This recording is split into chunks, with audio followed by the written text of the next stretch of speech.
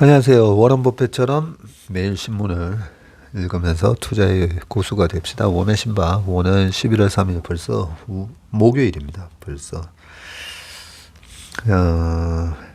매일 이렇게 신문을 읽는 게 도움이 되나? 뭐 이런 생각도 한 번씩 들 수도 있습니다. 매일 한다는 게 어렵잖아요. 저번에 이제 제가 컨시스턴시 말씀드리면서 매일 이렇게 40분씩 내가 매일 조깅을 한다라고 한번 생각해 보세요. 매일 40분씩 조깅을 하면 몸이 얼마나 좋아지겠습니까? 그죠? 네. 그래서 매일 이렇게 신문을 읽다 보시면 약간 이렇게 세상이 어떻게 돌아가고 있구나. 그런 데 대한 이제 감이 한 6개월, 1년, 2년 시간이 지날수록 쌓입니다. 그래서 매일 40분씩 조깅을 한 사람이 같이 등산을 간다든지 친구들 만났을 때 조깅을 해보면 그렇게 운동을 안 하는 사람들은 10분을 못 뛰잖아요. 근데 40분 늘 매일같이 이렇게 뛴 사람들은 10분이 뭡니까? 그리고 계단을 걸어 올라갈 때도 저 같은 경우에도 아버지가 예전부터 계단 걸어 올라가는 가는 걸 저희 아버지 회사 다니실 때도 보면 18층 저기 장교 빌딩 거기 18층을 지하 4층부터 18층까지 걸어 다니셨어요. 점심 드시고도 걸어 다니시고 집에 오시면 11층까지 걸어 다니시고 그걸 저도 이제 실천을 해보면 한 5층 건물은 그냥 걸어서 올라가거든요. 근데 같이 친구들하고 올라가 보면 엄청 헉헉댑니다. 그런 것처럼 꾸준히 읽다 보시면 분명히 도움이 됩니다. 자, 그러면 오늘은 제가 동아일보에서 기사를 한번 따와봤습니다. 주름살이 늘어나는 K뷰티 화장품 업계 실적 곤두박질이라고 되어 있고요. 최근에 보면 화장품 기업들이 되게 주가가 많이 빠졌잖아요. 사드 보복 이후로 그러고 나서 또 코로나가 터졌고요. 그 코로나가 어느 정도 리오프닝이 이제 되나 싶으면 2차 팬데믹, 3차 팬데믹, 5차까지 그렇게 되고 다른 나라는 이제 다 푸는데 중국은 또 공산당 전당대회 앞두고 계속 좀 무리하게 또 봉쇄 조치를 하는 바람에 여러 가지로 영향을 받았습니다. 근데 제가 최근에 이제 저희는 이제 수출 동향을 매달 또 체크를 하거든요. 거기 보니까 화장품이 유럽, 미국은 늘어나는데 중국만 마이너스였던 걸로 제가 기억을 하는데 신문 기사를 한번 보겠습니다. 패션 등 외출 소비가 늘었지만 아모레퍼시픽하고 LG생활건강 3분기 영업이익이 마이너스 62%, 마이너스 44%. 아이고 많이 줄어들었고요. 북미 유럽 시장 실적 호조에도 중국 봉쇄 정책이 성장의 발목을 잡아서 성수기 4분기에도 회복이 불투명하다. 이렇게 되어 있네요. 표를 보니까 매출이 21년도 대비해서 21년도 3분기면 여전히 좀 코로나 가지고 계속 이렇게 우려를 할 텐데 그때 1조 1000억에서 9364억으로 매출이 확 줄었고요. 영업이익도 작년에 503억에서 188억으로 LG생활건강은 2조 1000억에서 1조 8700억으로 줄었고요. 아모레퍼시픽의 2배네요. 매출 규모가. 그리고 21년도에 3423억 그렇게 좋은 실적을 냈다가 지금은 1900억 정도 나오고 있습니다. LG생활건강이 작년 4분기부터 주가가 박살이 나버렸죠. 그동안에 정말 경영을 잘 하셔가지고 거기 차 대표님이셨나요? 거의 이제 경영의 신이다. 이런 얘기까지도 많이 들으셨는데 워낙 이제 환경이 안 좋다 보니까 LG생활건강이 작년 이 4분기 주가가 부러지기 전에 작년 7월 달에 178만 원이었었는데요. 178만 원이 지금 52만 7천 원입니다.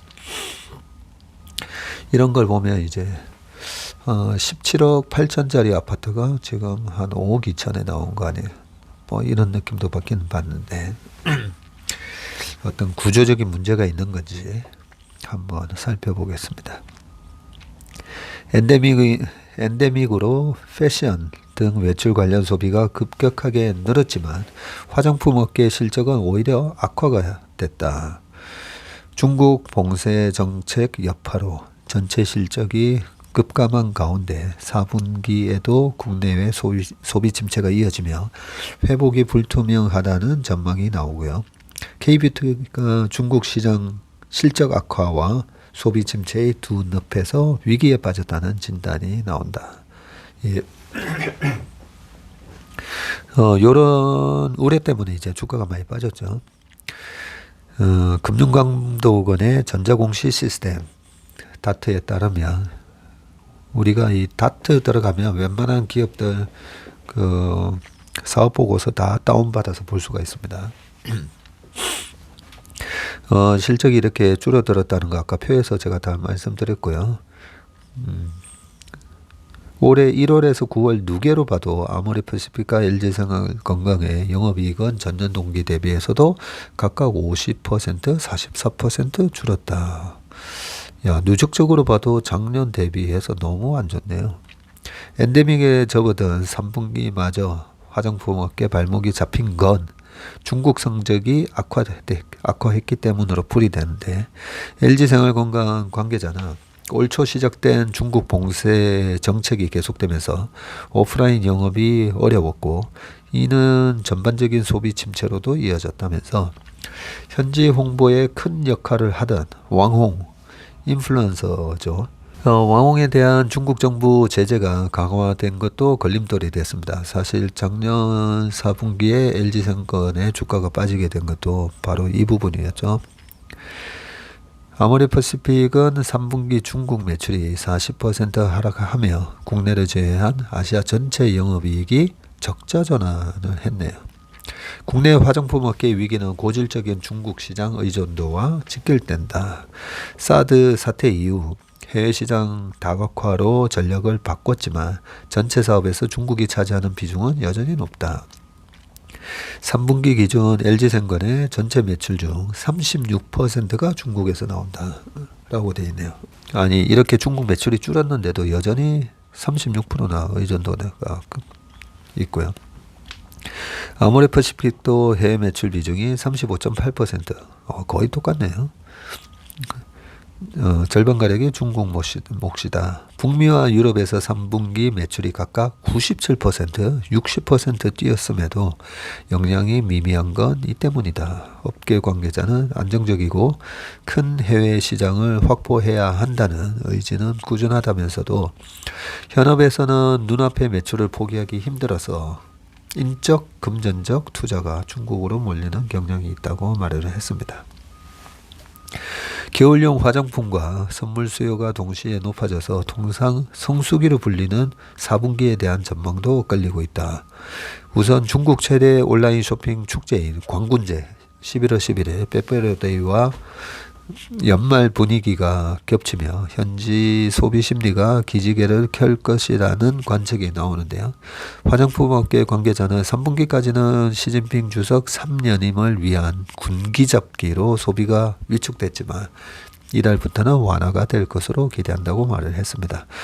하지만 화장품이 경기에 가장 민감한 품목 중 하나인 만큼 국내의 소비 침체 직격탄을 맞을 수 있다는 비관론도 나오고요. 아모레퍼시픽 관계자는 중국 시장 여건이 연내 개선될 거란 확실성이 낮은 데다가 국내에서도 팬데믹 이래 화장품 소비는 줄곧 침체돼 반등하기 쉽지 않다고 말을 했습니다. 유통업계 관계자는 블랙 프라이데이, 크리스마스 등이 몰린 연말까지는 소위 매출을 뽑는 기간이지만 중산층이 지갑을 닫으면 위기감은 더 커질 것이라고 말을 했습니다. 제가 화장품을 거의 안 쓰다 보니까 화장품이 아까 4분기가 성수기라고 해서 겨울이 되면 이제 좀 얼굴이 건조하니까 많이 화장품을 쓰시나 뭐 그런 생각이 들고요. 저는 참고로 아침에 나올 때 그 사과 껍질을 얼굴에 이렇게 세수하고 나면 사과 껍질을 얼굴에 문지르고 나오고요. 밤에 자기 전에 이제 하얀색 그 알로에 있잖아요. 요런 거, 뭐 PPL 제가 광고하는 거 아닙니다. 알로에 이 스링 젤 같은 거, 예, 알로에베라 뭐 90% 이런 거, 요런 거 그냥 얼굴에 바르고 잠을 잡니다. 그 다음 기사를 보겠습니다. 그 다음 기사는 카카오뱅크 3분기 영업이익 1000억 돌파라는 기사이고요. 순이익이 51% 늘었네요. 사실 예대 마진이 좋아졌으니까 최근에 뭐 은행들은 다 실적이 뭐 사상 최대 나오고 있지 않습니까? 그죠? 카카오뱅크가 올해 3분기 1000억 원이 넘는 영업이익을 거두면서 분기 기준으로 역대 최고 실적을 달성을 했다. 카카오뱅크는 3분기 순이익이 787억 원으로 지난해 동기에 비해서 51.3% 늘었다고 밝혔고요. 매출은 4118억으로 48.5%, 영업이익은 1046억으로 46.9% 증가했네요. 2017년 7월 달에 출범을 했네요. 2017년 7월 출범 이후 매출, 영업이익, 순이익 모두 분기 기준으로 가장 많았다. 이로써 올 들어 3분기까지 누적 영업이익은 2674억 원으로 9개월 만에 지난해 연간 실적 2569억 원을 넘어섰다. 카카오뱅크의 수신 잔액은 9월 말 현재 34조 6천억 원으로 지난해 말보다 4조 6천억이 증가를 했네요. 여신 잔액은 27조 5천억으로 1조 6천억이 늘었고요. 카카오뱅크 관계자는 중저 신용자 대출과 전월세 보증금, 주택담보대출이 여신 성장을 이끌었다라고 말했네요. 근데 제가 그저께 이 카뱅에서 그 대출을 한번 받아보려고 신용대출이 안 되길래 마이너스 통장 개설을 신청을 했다가 또 안 되더라고요. 저 같은 경우에는 대출이 하나도 없거든요. 대출이 하나도 없는데 마이너스 통장도 없는데 왜 안 되는지 모르겠습니다. 예. 그 다음 기사를 보겠습니다. 새 차보다 비싼 중고차 이젠 옛말이다 라고 되어 있고요. 얼마 전에 저도 중고차를 이제 아버지 차가 오래돼 가지고요. 아버지 차를 이제 국내 현대차 중고차 하나 사서 바꿔드렸는데 차 가격이 거의 신차 가격하고 비슷하더라고요. 한번 보겠습니다. 미국에서도 지금 그 물가에 이 중고차 가격이 포함되어 있잖아요. 그렇게 포함되어 있다 보니까 뭐 우리나라 중고차 가격이나 미국의 중고차 가격이나 가격 동향이 거의 뭐 비슷할 거기 때문에 우리나라의 이 중고차 가격이 얼마 정도로 이래 떨어졌는지 한번 확인을 해보겠습니다. 확인을 해보려고 기사를 찾는데 이 기사가 도대체 어디 있는가 모르겠네요.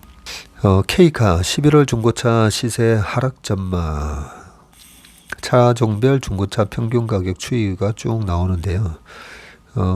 테슬라의 모델 X가 지난 3월만 하더라도 1억 3천만 원이었네요. 신차 가격이 1억 3,999만 원인데 중고차가 1억 3천만 원이었고요. 지금은 1억 1,570만 원입니다. 모델 X가 굉장히 비싼 차군요. 제네시스 G80이네요. G80 EV 전기차가 8,281만 원이 신차 가격인데 3월 달에 8,350만 원, 신차 가격보다 오히려 높았네요. 그러다가 10월 달에 7,600만 원, 지금 7,400만 원 이렇게 떨어져 있고요. 현대 투싼 같은 경우가 3,422만 원, 신차가 3,100만 원인데 3,400만 원 하다가 지금 3,250만 원. 현대 투싼 하이브리드는 여전히 중고차 가격이 비싸군요. 하이브리드카라서 인기가 아마 좋은 것 같습니다. 새 차보다 비싼 중고차 시대가 저물고 있다. 고공행진을 이어가던 국내 중고차 가격이 하락 조짐을 보이고 있고, 가파른 금리 인상과 고물가 지속되면서 소비자들의 소비 여력이 줄어들자 당장 목돈이 들어가는 중고차 구입을 미루고 있었다. 이에 새차 수요도 조만간 감소세로 돌아설 것이라는 전망이 나오고 있고요. 중고차 플랫폼 기업 K카는 판매된 지 12년 이내 국산 및 수입차 약 740개 모델을 대상으로 11월 평균 시세를 분석을 했는데요. 그 결과 한동안 강세를 보였던 신차급 중고차, 전기차와 하이브리드차 등 친환경 차량 가격이 모두 하락할 것으로 내다봤다. 라고 쭉 돼 있고, 대충 이제 뭐 한 4%, 5%, 그리고 한 8.5% 정도 가격이 하락할 것으로 전망이 됐다라고 되어 있고요. 중고차 가격이 새 차보다 높아지는 특이한 현상은 지난해부터 이어진 차량용 반도체 공급난 때문에 생겨났고요. 차량 생산이 차질을 빚으면서 새 차 구매 계약을 맺어도 차량을 인도받으려면 짧게는 수개월, 길게는 2년 안팎을 기다려야 했다고 합니다. 실제로 그렇더라고요. 제가 확인을 해보려고 저랑 같이 축구하는 분한테 물어봤더니 1년 12개월에서 13개월 걸린다라는 얘기를 했었습니다. 이에 당장 차량에 필요한 소비자들이 중고차로 몰리면서 가격을 끌어올렸고요. 이번 중고차 가격 하락 전망에 대해서는 신차 출고 지연 사태가 나타난 뒤 처음으로 중고 신환경차 판매 가격이 떨어지기 시작한 것이라고 하면서, 고물가와 고금리로 소비 심리가 악화되면서 높은 가격 수준을 유지하던 인기 중고차들도 하락세를 보일 것이라고 전망을 했습니다.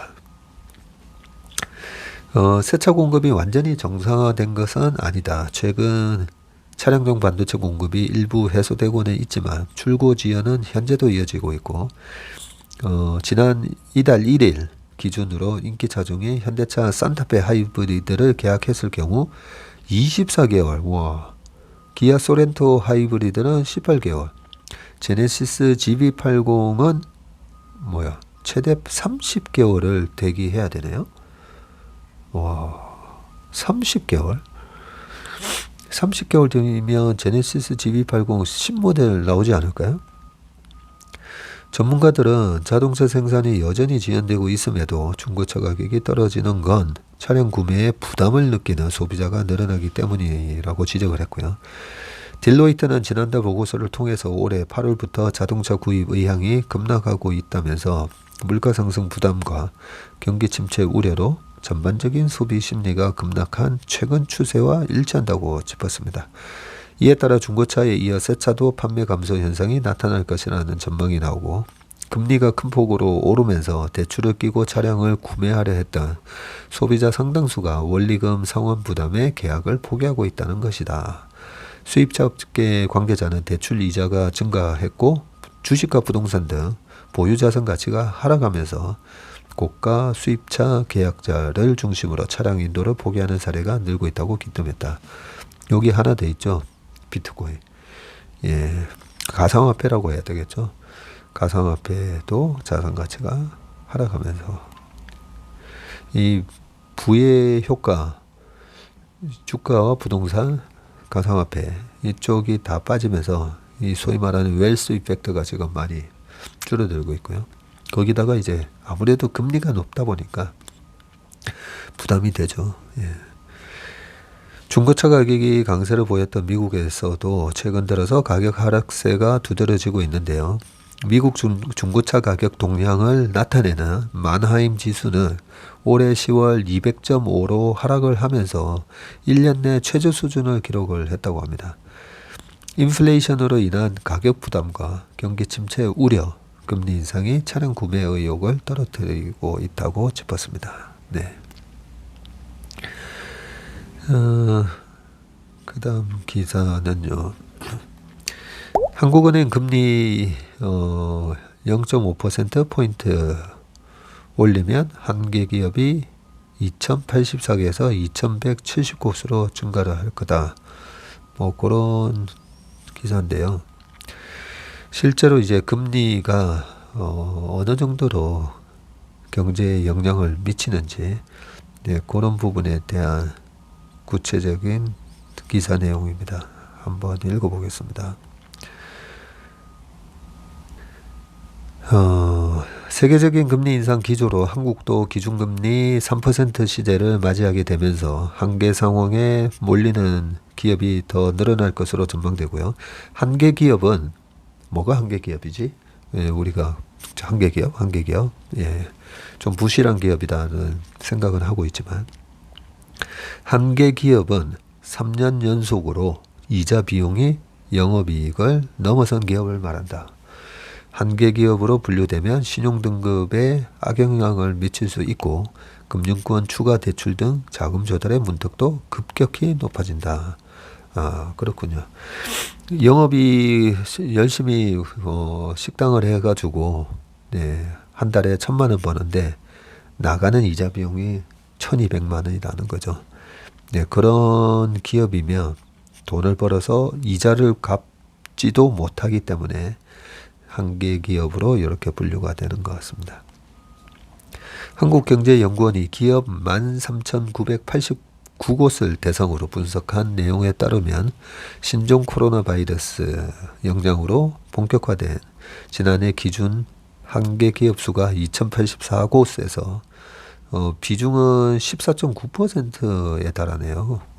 꽤 많네요. 조사 대상이 된 이 13,989곳은 비금융권 외곽기업 중에서 2019년에서 지난해 3년치의 영업이익과 이자 비용, 지난해 장단기 차입금이 공개되는 기업으로 조사를 한 거네요. 우선 이 기업들 중에서 2019년과 2020년에는 이자 비용이 영업이익을 넘었었으나 지난해엔 영업이익이 늘어난 한계기업 조건을 벗어났던 기업 400여 곳을 추렸고요. 이 기업들이 지난해 장단기 차입금의 금리 인상 시나리오를 적용을 해서 다시 이자 비용을 계산한 뒤에 이로 인해 한계기업으로 전락하게 되는 사례를 집계했다고 합니다. 좀 복잡하네요. 개별 기업의 대출 성격은 공개되지 않았으나 정경련에 따르면 9월 기준 기업 대출 금액 기준으로 72.7%가 변동금리 대출인 것으로 조사됐다. 이 부분은 우리가 어제 신문기사에서 봤죠. 조사 결과 한국금융통화위원회가 향후 빅스텝 0.5%씩 포인트씩 인상하는 걸 빅스텝, 75bp로 인상하는 걸 자이언트 스텝, 25bp는 베이비 스텝 이렇게 지금 되고 있는데 이번에도 0.5%포인트 인상에 나설 경우 조사 대상 13,989개 중에서 한계 기업 수가 2,170곳, 비중은 15.51%로 당초보다도 86곳 0.61%포인트 증가한다고 분석을 했네요. 금통위가 베이비 스텝에 나설 경우에는 한계 기업 비중은 15.2%로 늘어서 당초 대비 0.3%포인트 증가할 것으로 집계가 됐습니다.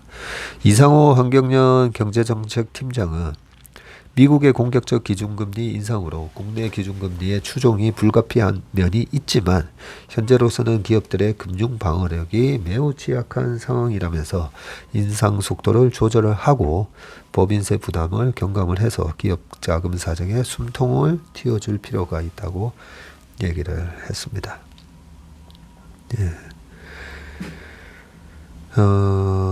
10월 물가 5.7% 올라 3개월 만에 상승폭 확대. 한국은행 역시 페드의 금리 인상에 가장 신경을 많이 쓸 거고요. 그와 함께 결국은 국내 물가도 지금 계속 영향을 주다 보니까 아무래도 물가 데이터가 좀 좋게 나와야 되는데 3개월 만에 상승폭이 확대됐다고 합니다. 10월 소비자 물가 상승률이 5.7%로 3개월 만에 전월 대비 상승폭이 커졌는데 그동안 물가 상승을 이끈 석유와 농축산물 물가는 한풀 꺾였지만 전기, 가스 등 공공요금이 역대 최대로 올랐네요. 통계청은 10월 소비자 물가 지수가 109.21, 2020년이 100이었는데요. 109.21로 1년 전보다 5.7% 상승했다고 밝혔고요. 7월에 6.3%를 기록을 했던 그 정점으로 8월 달에는 5.7, 9월에는 5.6으로 연속으로 전달보다 둔화된 소비자 물가 상승률이 이번에 5.7로 나오면서 다시 확대됐다라는 얘기입니다. 지난달 물가 상승은 공공요금이 주도를 했는데요. 전기가스 수도 요금이 1년 전보다 23.1% 급등을 해서 2010년 관련 통계 작성 이후 가장 큰 상승폭을 보였네요. 에너지, 식품 등 변동성이 큰 품목을 제외한 근원 물가는 1년 전보다 4.8% 올라 2009년 2월 이후 13년 8개월 만에 가장 높았다고 합니다. 국제 원자재 값 상승 여파로 식품도 1년 전보다 9.5% 올랐고요. 그동안 물가 상승을 견인한 에너지, 농축산 가격의 오름세는 둔화가 됐는데 석유류 물가는 1년 전보다 10.7% 올라서 7월에 35.1%, 8월에 19.7%였는데 9월에 16.6%로 7월보다 상승폭이 줄었습니다. 농축산물도 1년 전보다 5.2% 올라서 지난 9월 6.2보다는 상승폭이 줄었네요. 정부는 연말까지 5%대 물가 상승률이 이어질 것으로 보고 있는데요. 어운선 통계청 경제동향통계심의관은 물가 상승률이 6%대로 올라가지는 않으리라고 기대하는 상황이기 때문에 7월이 정점일 가능성이 있다고 말을 했습니다. 이승은 한국은행 부총재도 이날 앞으로 소비자 물가는 내년 1분기까지 5%대의 높은 오름세를 이어갈 것이라고 내다봤고요. 고물가가 지속되면서 한은 금통위가 24일 날 이번 11월 24일이죠. 한 번 더 빅스텝 0.5%포인트 인상을 밟을 것이라는 전망이 힘을 얻고 있다고 합니다. 요즘 보면 식당을 가도 이제 가격이 뭐 다 올라 있습니다. 오를 수밖에 없죠. 뭐 식당에서 쓰는 그 뭐 식용유부터 시작해가지고요. 뭐 안 오른 게 없다 보니까 인건비에다가 이렇게 전기가스 수도 요금까지 이렇게 많이 오르다 보니까 가격이 오를 수밖에 없고요. 사실 달러 요즘은 제가 식당을 가면 계속 이제 달러 기준으로 한번 생각을 해보거든요. 달러 기준으로 보면 8,000원짜리 둘이서 16,000원. 둘이서 밥 먹고 나오는데 김치찌개 16,000원 내고 나오는데 이게 11달러 정도인 거잖아요. 11달러. 참 11달러 내고 둘이서 식사를 이렇게 풍족하게 할 수가 있으니까 뭐 만원짜리 2개 먹어도 2만원이고 그죠. 2만원 하더라도 15달러 네 그런 식이다 보니까 참 달러 기준으로 보면 너무 물가가 싸다는 그런 느낌을 받는데 아무튼 우리나라 그 미국에서 지금 식사를 하려면 뭐 팁 줘야 되죠. 거기다가 부가가치세 또 엄청 내야 되죠. 그 세금에다가 거기다가 이제 팁도 요즘은 이제 뭐 15% 그냥 거의 강제적으로 20, 25, 30 뭐 이런 식으로도 적어 놓기도 하고 거의 20%는 줘야 되다 보니까 예. 25달러짜리 먹고 VAT 텍스에다가 저기 팁 합하면 거의 우리나라 돈으로 한 6만 원 내고 먹어야 되는 것 같더라고요. 네, 그렇습니다. 마지막으로 대기업도 고금리 부담, 증설 대신 외주 확대, 공장 신설, 재금 투어라고 되어 있고요. 이렇게 물가가 오르고 금리가 올라가고 이러다 보니까 이제 기업의 활동에 영향을 주게 되고 이게 뭐 페드가 금리를 올리는 이유이기도 하죠. 금리를 올리면서 빚내서 뭔가를 사업에 투자를 하려는 민간 투자를 억제시키고 그리고 빚내서 소비하는 소비도 어느 정도 쿨다운 시키고 기업들의 투자도 이렇게 위축될 수밖에 없는 그런 상황이 나오고 있습니다. 읽어보겠습니다.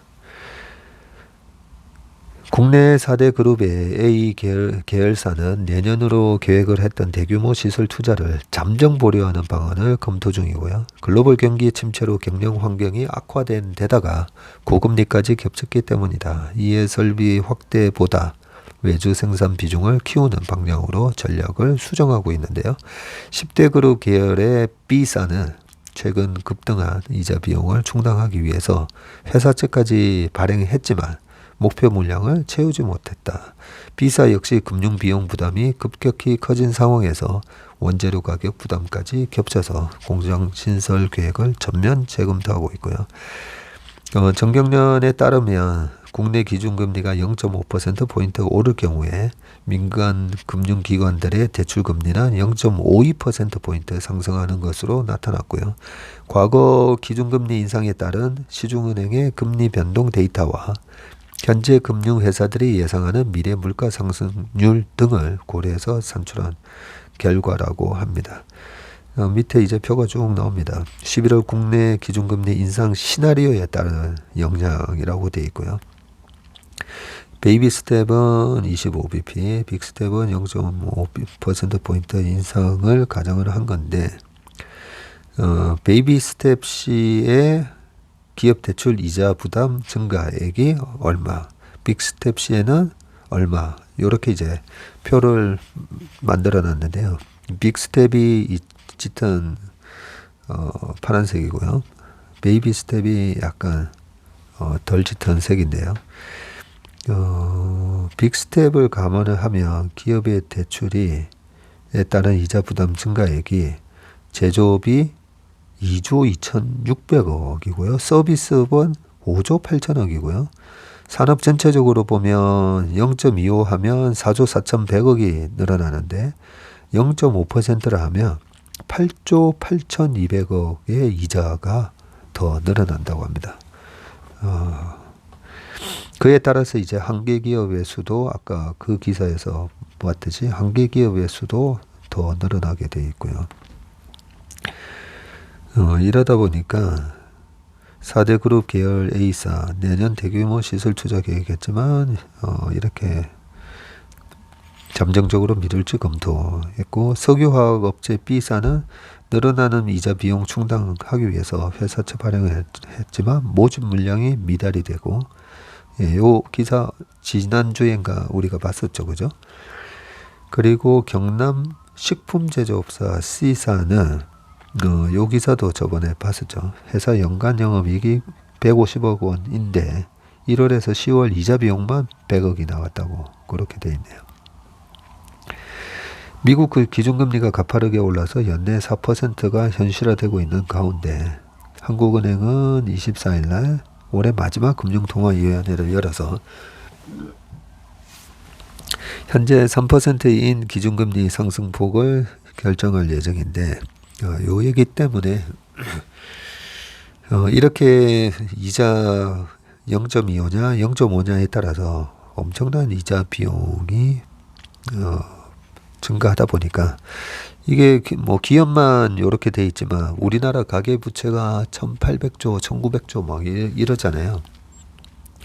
그러면 간단하게 2,000조라고 생각을 하고요. 2,000조인데 0.5% 늘었다라고 가정을 하면 2,000조의 1%만 하더라도 20조잖아요. 20조. 20조인데 0.5% 그러면 10조. 예. 그러니까 가계도 한 10조 정도 늘어나게 되고 산업 전체적으로도 8조 8,200억이니까 뭐 거의 비슷하네요. 네. 한국은행이 집계한 은행 및 비은행 예금 지급기관에서의 기업 대출 잔액이 지금 2분기에 1,713조 원이다. 비슷하네요. 1,713조 원이기 때문에 기업들의 연간 이자 부담액이 72조 6,400억 원으로 수준으로 파악이 되는데, 이를 기준으로 0.5 올리면 8조 8천억, 0.25 올리면 아까 4조 4천억, 그렇게 되네요. 금리 인상은 기존 차입금에 대한 이자 부담을 키우는 것은 물론 신규 자금 조달을 또 어렵게 하는 그런 문제가 있네요. 이는 투자 축소로 이어져서 또 경기를 어렵게 만들고요. 특히 지금처럼 급격한 금리 인상 기조에는 대중소기업을 가리지 않고 영장권에 들어간다는 분석도 나옵니다. 이렇게 해서 투자 축소가 이어지면 결국은 돈을 쓰려고 하는 수요가 줄어들게 되고 그러면서 또 금리는 떨어지게 될 그런 현상이 일어나게 될 것으로 보입니다. 대기업 D사는 당장 한계 기업 낙인이 찍히게 돼서 비상이 걸렸다고 하고요. 예, 이 D사가 2020년, 21년 영업이익보다 이자 비용이 더 컸다고 하네요. D사 관계자는 한계 기업으로 분류되는 순간 신용등급에도 악영향을 미쳐서 추가은행 대출 등 자금 조달의 문턱이 훨씬 높아진다고 우려를 했습니다. 문제는 금리 상승 기조가 앞으로도 이어질 가능성이 높다는 데 있고요. 전문가들은 정책적 지원이 필요하다고 조언을 했고요. 김현욱 KDI 국제정책대학원 교수님은 인건비, 원자재 가격 부담에 금융비용까지 높아져서 기업들은 장기적인 체질 개선을 위한 구조조정을 감내해야 하는 상황이고 정부는 기업들의 사업 재편 등이 원활하게 이루어지도록 제도 개선에 적극적으로 나서야 된다고 강조를 했습니다. 성태윤 연세대 경제학과 교수님도 추가 금리 인상이 불가피한 상황에서 탄탄한 기업들까지 타격을 받지 않도록 정부의 정책 지원이 시급하다고 이렇게 얘기를 했습니다. 네, 오늘 웜의 신박에서 가져온 뉴스는 여기까지입니다. 오늘 하루도 건강하고 행복한 하루 되시기를 바라겠습니다. 감사합니다.